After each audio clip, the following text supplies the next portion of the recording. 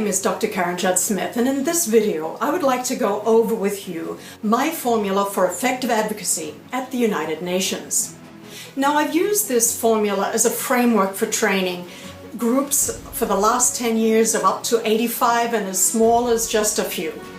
And many of these graduates have gone on to be active with NGOs in Europe, in Geneva, in Vienna, in Germany, in Africa, Addis Ababa and Kenya, as well as in Asia, Japan, Korea, and in America, of course, and Oceania. It's a formula that, while simple in essence, basically opens up a window to all of the major areas of work that you need to focus on to become effective and a hotshot in advocacy, and especially at the United Nations. So what this provides you is more than just information. It goes into strategies, and not here, and in this one we don't go into tactics, but that's where the formula leads. So what do you need to be successful in advocacy and outreach at the United Nations, or in any other intergovernmental organization for that matter? Is there a body of knowledge that could be considered basic to the success of NGOs at the United Nations, or do you need more than just information? Now, in a nutshell, the answer is yes. Here, I just want to note that I'm going to look at efficacy in terms of time to objective, or the length of time that it takes to reach your objectives that you have, that your organization has for its work at the United Nations. And one of the biggest time wasters for NGOs as far as being effective advocates for their organization at the UN is two things. And first, it's that so many NGO reps really just don't know enough, and sometimes almost nothing, about the United Nations. Sure, people know it looks pretty cool. We love to have it on our resume and have our pictures taken there, and we easily connect with it in terms of our hopes and our aspirations. But as for knowing about all the different components, the General Assembly, Economic and Social Council, special sessions, the committees, UN Department of Political Affairs, what the P5 is, UNESCO, DPI, UNEP, member states, treaties, decisions, the difference between treaties and decisions and resolutions, the Trusteeship Council, the Economic and Social Council, UNICEF, and on and on. So many people know little to nothing. Well, they might have heard of many of these things, but do they understand even the main organs are, or how each one functions, how the main organs make their decisions, and what the decisions are and what they mean for its members or to NGOs? They don't necessarily know the difference between being in consultative status with ECOSOC or being in association with the Department of Public Information. They're not sure of protocols at the United Nations and therefore are unaware of how diplomats expect to be treated or why they should expect to be treated in that manner. NGOs often don't know the secret language of UN resolutions and therefore why the fuss over one word, or why it needs to be structured in a particular way and the implications of that for better or for worse, or how the UN relates to other intergovernmental organizations and blocks of countries. And there are many, many more specific details. And it's all these details that directly affect their interactions and their ability to communicate effectively. So it's little wonder that it's very difficult for NGOs to make a realistic strategic plan for accomplishing their policy or agenda objectives. And secondly, many NGOs also mistakenly think that free equals no cost, because they don't understand the value of their own time. So let me help clarify this second point, and let me do it in this way. First of all, I want to go over what it's worth to you, and then to your organization. Now to you, to get some perspective. The average nonprofit wage in the USA, this is, and of course, all of you who are listening will be in very different circumstances, but we have to use something to give you something concrete. And this average wage, nonprofit wage, was ascertained in 2007 by the US Bureau of Labor Statistics, and that was $21.68 per hour. So what that means per hour for an 8-hour day, $173. For a 40-hour week, $867.20, or for 4 days a month. And there's a reason why I articulate this 4 days a month. That's because it's one of the main ways that many NGOs kind of structure some of their engagement at the United Nations, and that's to go along on Thursdays when the DPI is having its NGO briefing. Anyway, so let's for a moment, without going into the details of why do that or the value of that, just say an individual who works with an NGO as a representative, as a volunteer or intern, allocates 4 days a month on average. That means they're allocating a budget of $693.76 per month to going to the UN, doing their outreach, and learning about the United Nations, the way it works, etc., etc. Now, even if, as a volunteer or intern, you are not being paid this $21.68 an hour, it's important that you understand this is the value of your time. Now, if you're a manager, if you work at a manager level, and most of the people who go to the United Nations, frankly, are at manager level, then their wage, according to the Bureau of Labor Statistics, is $34.24 an hour, which is $273 a day, or $1,369 for a 40-hour week. Now, I know very few, if any of you, will only ever work just 40 hours a week, but that's just the way that we're calculating it here. So for 4 days, that's an allocation of $1,095 a month. From your organization's perspective, without considering any benefits, health or further education, or providing you with some kind of a per diem if you have to travel or anything like that, then the basic wage of $21.68 per hour is going to be multiplied by 1.14. That's just an approximate amount that employers are responsible for in terms of payroll, taxes, Social Security, and disability that has to be paid into. That means that for every day, your organization is actually paying more than what you get, and that's $198.33, or $991 a week, or for your 4 days, again, it's $793 for the manager level per hour, per week, and for your 4 days. The point here is for you to gain some perspective on how others are looking at you in terms of your value to them. Then I want to put another perspective on it from your organization's point of view.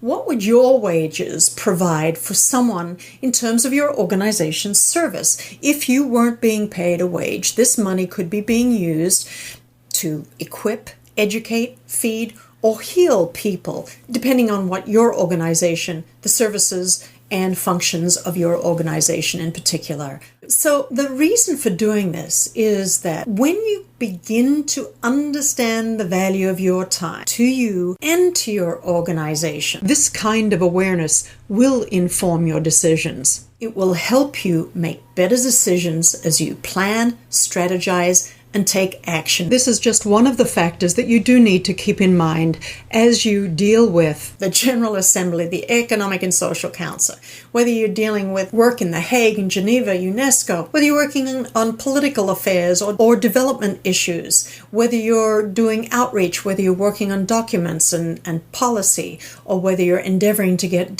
something new and different on the agenda. And obviously, there is a lot to learn. The question is it all necessary? Well, yes and no. You don't have to have all of this information when you start. Obviously, you can learn it, and you can learn it over time. But you do need to keep in mind, I don't know of one person or organization who has made significant inroads to the United Nations who did not have a solid understanding of it. They learned it. They were mentored. It took time. Most people took years to learn, but you don't have to. So let me go over something that can help you focus in on what you do need. And I call this formula my advocacy algorithm, or the time to impact. So here you have this little formula. Yeah, I'm sorry, my background was physics at university, so I like formulas. And if nothing else, it's just kind of like a shorthand to deeper understanding of sometimes very complex issues. And we can always come back to these simple formulations, but in the end, we still do have to dig down into the meaning of each one of these and understand them in order to make use of what is essentially simple at some level. Now, here in terms of the formula, we've got time to our objective is R times C little a times MC squared. So what do I mean by all of these? First of all, we're going to look at R. R is essentially our resources, and these are our physical resources, our human resources, and our social capital. These are all, and we need each entity, each NGO has a different mix. So there is no one measure of R. It is in and of itself another little formula that comes together. And you need to look at that. You need to assess your physical resources. Your physical resources can include your finances, whether you've got an office or not, whether you have to travel, whether you can easily get information out to member states, whether you've got an address that you can utilize, a fax machine. So we get into the human resources area, not just the physical. Who do you have access to? Do you have only staff? Do you have only yourself? Can you call upon interns and volunteers? If you haven't historically, could you still utilize and tap into that resource? What impact might that have for your outreach at the United Nations? And then social capital. How do you relate to other NGOs? Do you have connections back in the countries that you're of the member states that you're wishing to outreach to? Considering your social capital is another factor in the overall big picture of understanding what is your time going to be to reaching your objectives. Next, we get to the CA from that formula, and that's for capacity. And here, what I mean by capacity are again two things, whether you have access and ability. Access at the United Nations can mean any number of things. It can mean whether or not you have a pass to get into the United Nations. So you can't just simply walk in the door, show your pass, and get through the security. So you may need to use more creative methods to give yourself access to decision makers. Perhaps you have a pass, but do you have relationships with the ambassadors or diplomats within a particular mission or missions that are central or pivotal in the whole decision-making process regarding your issue? Or is your access limited because you got the timing wrong? You might be working on the topic of female genital mutilation, FGM, and you really want to bring it to the attention of some of the missions that are working on the third committee. And you made arrangements for your key experts in this field to come to town while the UN was relatively quiet, perhaps not realizing that that is also a critical time for diplomats to catch up on a lot of the work that became a backlog. Plus, it's just not on the front of their mind at the moment because they've kind of allocated the time to deal with third committee issues to later on in the year. So they may turn around and say, look, we just finished dealing with this at the end of November. We won't be addressing these issues again until later on in the year. Please come back to us again later on. In this case, you don't have access now, not because you can't have the access, but simply because you got the timing wrong. And even if you are successful in getting those meetings, I think that you can begin to see that there may well be more optimal times for having those kinds of meetings. But the point remains here is that your capacity to plan and strategize for optimal impact is determined in part by your ability to access those decision makers. So access is necessary, but not sufficient. What you also need to do is have the ability to connect, to communicate, and to fulfill people's needs. So for that, you need to understand mindset. You need to prepare. You need to consider timing, be able to make connections, find the right ways to get introductions, and get good at catching people's attention. And when you're mingling in the worldly, political, highly educated, high-stakes environment of the United Nations community, you really need to to know specifics. You need to be savvy about the United Nations. So moving on from capacity to the last part of this formula, we're now to the MC squared. So here we're really looking at message, but it's contextualized message. And what I mean by that is it's essentially the triangulation, so to speak, of these three areas of mindset, meaning, and context.